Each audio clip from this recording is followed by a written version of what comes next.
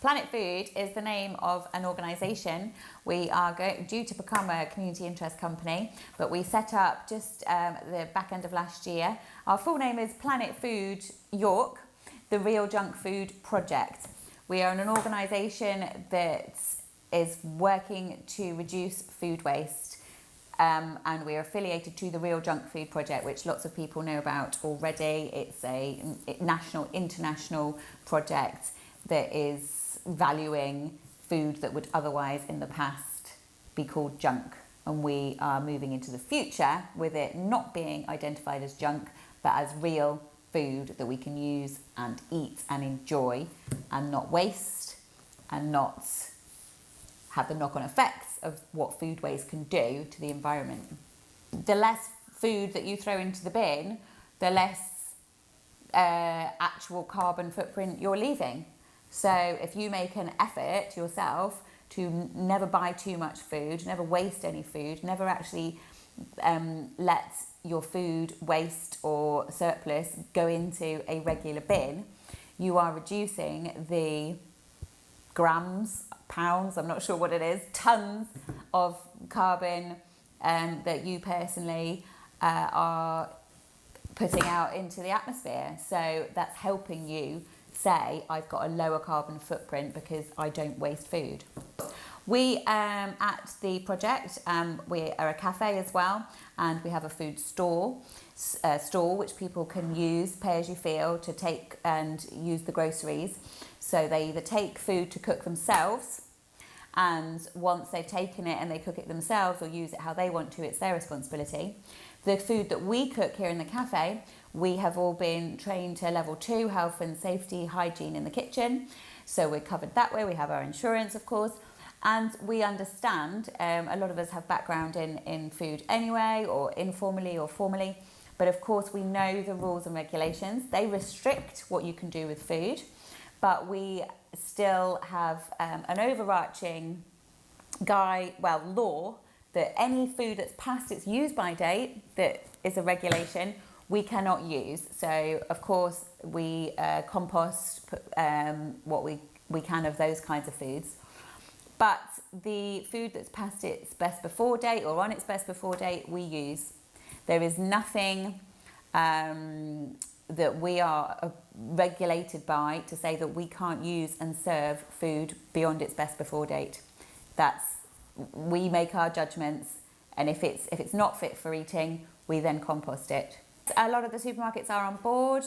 They want to reduce their waste as well, because it's good for them, for their social responsibility, environmental responsibility. So they're usually quite keen for us to come and collect food from them. It is quite a struggle sometimes to get everybody in a big supermarket to understand what's going on. There does need to be a lot more trickle down to the members of staff in the shops to understand who we are and what we're doing, why we're doing it. We unfortunately, we do still get some people in some shops that say, oh, who are you? Why are you doing this? Why isn't the food going in the bin? There's still a lot of education to be done. The local independent shops that we speak to nearby, our neighbours, they are brilliant. They donate what they can. If they also have got food that they can't use and don't want to see go to waste, they pass it on every week to us. The education side of it is really important. The people we serve in our cafe, they want to know what's happening to the food and how they can help. So people are on board, they understand that food waste is just senseless, especially when there are also people going hungry. You know, food poverty is on the rise. People are struggling for money a lot more these days.